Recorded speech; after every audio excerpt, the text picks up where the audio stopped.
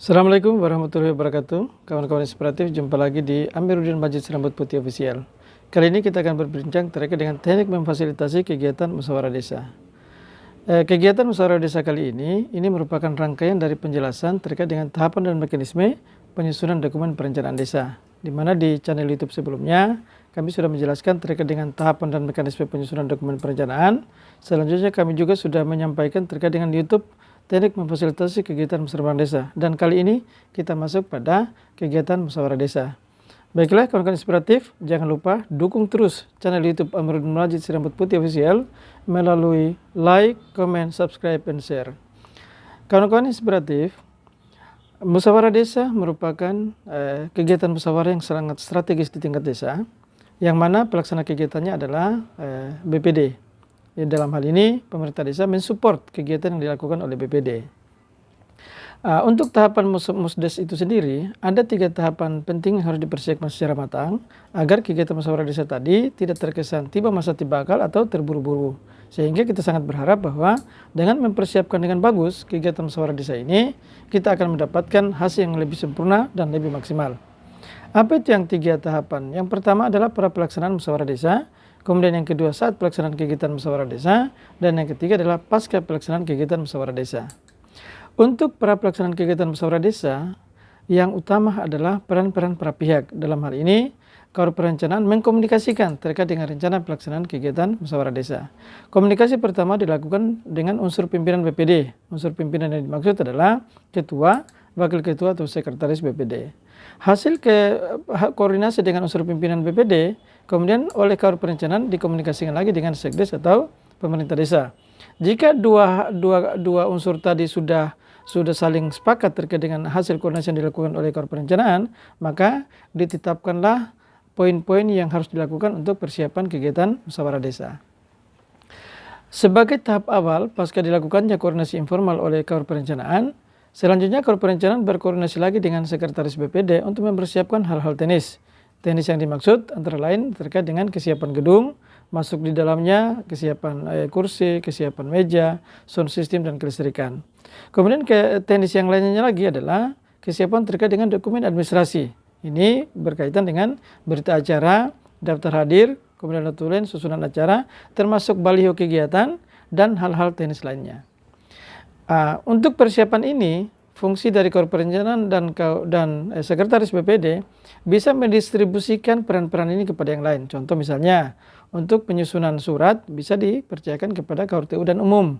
Kemudian untuk distribusi informasi di tingkat masyarakat bisa kolaborasi dengan para kepala dusun. Atau ada metode lain untuk penyampaian kegiatan agar bisa disampaikan di masyarakat. Jika hal ini kemudian sudah dipersiapkan dengan matang, maka lanjut pada proses pelaksanaan kegiatan musyawarah desa. Saat pelaksanaan kegiatan musyawarah desa, Kawar Perencanaan maupun sekretaris BPD memastikan semua unsur yang terlibat dalam prosesi pelaksanaan kegiatan musyawarah desa harus sudah menempati posisi dan memahami apa yang harus dilakukan. Itu poin yang pertama. Setelah itu dipastikan, lanjut kemudian MC membacakan susunan acara. Misalnya yang pertama pembukaan, yang kedua menyanyikan lagu Indonesia Raya, yang ketiga kemudian pembacaan doa, dan yang keempat adalah pembacaan sambutan-sambutan. Oleh karena BPD merupakan pelaksana kegiatan, dalam hal ini dia selaku tuan rumah dalam pelaksanaan kegiatan musyawarah desa ini, maka sambutan pertama adalah BPD sekaligus menjelaskan terkait dengan kesiapan proses pelaksanaan kegiatan musyawarah desa. Selanjutnya setelah BPD, kemudian dipersilakan kepada kepala desa untuk menyampaikan kata sambutan. Jika di musyawarah desa kemudian perwakilan dari kecamatan tidak ada yang hadir, maka sambutan kepala desa sekaligus membuka kegiatan musyawarah desa. Tapi jika ada perwakilan dari pihak kecamatan hadir, maka kepala desa cukup menyampaikan sambutan. Selanjutnya pihak kecamatan selain menyampaikan sambutan juga membuka acara secara resmi. Setelah prosesi sambutan-sambutan, maka tiba gilirannya penutup. Penutup ini jika ada konsumsi kegiatan maka dipersilakan oleh MC untuk menyampaikan kepada peserta musyawarah desa baik narasumber maupun peserta untuk mencicipi ala kadarnya. Jika kemudian tidak ada konsumsi, maka jeda waktu antara penutup dengan masuk materi inti pelaksanaan kegiatan Musdes, ini persiapan hal-hal teknis berkaitan dengan pemaparan materi saat pelaksanaan kegiatan Musdes. Contoh misalnya kesiapan infokus, kesiapan komputer, kesiapan materi, dan seterusnya. Ya, untuk prosesi kegiatan dari proses pembukaan sampai penutup tadi, kegiatan dipimpin langsung oleh MC. Setelah selesai kegiatan penutup, maka MC menyerahkan kewenangan pemandu dari kegiatan musyawarah desa adalah diserahkan kepada pimpinan BPD. Selanjutnya, setelah pimpinan BPD memegang kewenangan memandu jalannya kegiatan musyawarah desa, selanjutnya BPD memberikan kesempatan kepada pemerintah desa untuk memaparkan rancangan atau peraturan desa terkait dengan RPJMdes atau rancangan Perdes terkait dengan RKPdes. Nah, dalam hal ini pemerintah desa bisa jadi diwakili oleh tim penyusun atau bisa juga diwakili oleh sekretaris desa. Tapi yang paling pokok yang mempersilahkan untuk dilakukan pemaparan itu bukan lagi MC, tapi sudah dilakukan oleh pimpinan BPD selaku pemandu kegiatan musyawarah desa. Kemudian setelah selesai dilakukan pemaparan, selanjutnya tim penyusun menyerahkan menyerahkan kewenangan kegiatan musyawarah desa diserahkan kembali ke pimpinan BPD. Selanjutnya pimpinan BPD memberikan kesempatan kepada peserta musyawarah desa untuk menanggapi atau memberikan saran berkaitan dengan hasil pemaparan yang telah disampaikan oleh pemerintah desa melalui tim penyusun baik RPJMdes maupun RKPdes. Nah, dalam proses tanggapan masyarakat terkait dengan rancangan atau peraturan desa terkait dengan RPJM dan RKPdes, ini yang harus menjadi catatan kita semua kawan-kawan inspiratif. Di musyawarah desa sudah tidak dimungkinkan mengakomodasi adanya usulan baru. Tapi yang dibahas adalah berkaitan dengan detail kegiatan yang sudah disepakati melalui forum musrembang.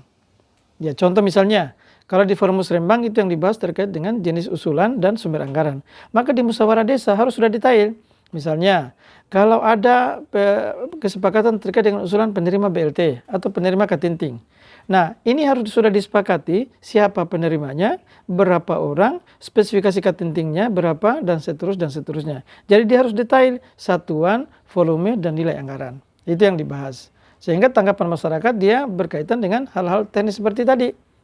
Ya, jika kemudian tidak ada perubahan seperti apa yang dipaparkan oleh tim penyusun dalam hal ini mewakili pemerintah desa, atau ada perubahan dari tanggapan berkaitan dengan pemaparan dari tim penyusun tadi, maka perlu ada tahapan selanjutnya adalah pembacaan kesimpulan rapat. Maka pemerintah desa dipersilakan lagi oleh BPD untuk membacakan kesimpulan rapat, membacakan ulang seperti yang dibacakan saat dilakukan pemaparan dengan mengakomodasi semua saran-saran melalui momen tanggapan atau saran dari peserta forum.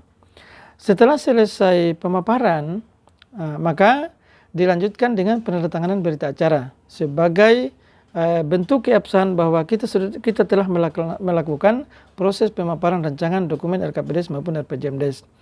Nah, bagi pihak yang bertugas untuk memfasilitasi proses jalannya penandatanganan berita acara ini, kemudian naik ke depan untuk memberikan tanda tangan kepada BPD, kemudian kepada pemerintah desa, dalam hal ini kepala desa. Selanjutnya mengambil atau mempersilahkan perwakilan dari peserta untuk membubuhkan tanda tangan pada lembar berita acara.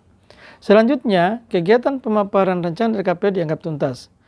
Nah, kemudian masuk pada agenda selanjutnya adalah pengesahan peraturan desa RPJMdes atau RKPdes. Nah, proses pengesahan ini ditandai dengan pembacaan konsideran peraturan desa baik itu RPJM maupun RKPdes. Nah, kepada pihak yang sudah dipercayakan atau ditunjuk untuk membacakan konsideran, selanjutnya dipersilakan oleh PPD untuk membacakan konsideran terkait dengan peraturan desa RPJ maupun RKPdes. Setelah selesai pembacaan konsideran, kemudian lanjut pada agenda selanjutnya, yaitu pengesahan terkait dengan Perdes RPJ maupun RKPdes. Nah, dalam momen pengesahan ini, kemudian dokumen peraturan desa baik itu RPJ maupun RKPdes dibawa ke depan. Selanjutnya kepala desa membubuhkan tanda tangan sebagai tanda bahwa peraturan desa RPJ maupun RKPdes sudah ditetapkan. Selanjutnya sekretaris desa bertanda tangan selaku yang berwenang untuk mengundangkan peraturan desa tersebut dalam lembaran desa tahun berapa dan nomor berapa. Nah, semua proses ini setelah selesai, maka rangkaian kegiatan musyawarah desa dianggap selesai. Selanjutnya masuk di pasca kegiatan musyawarah desa. Nah, di pasca kegiatan musyawarah desa ini terkadang kita lupa atau kita abai. Yang perlu diperhatikan adalah mengamankan semua dokumen-dokumen penting berkaitan dengan pelaksanaan kegiatan musyawarah desa. Apa itu dokumen penting?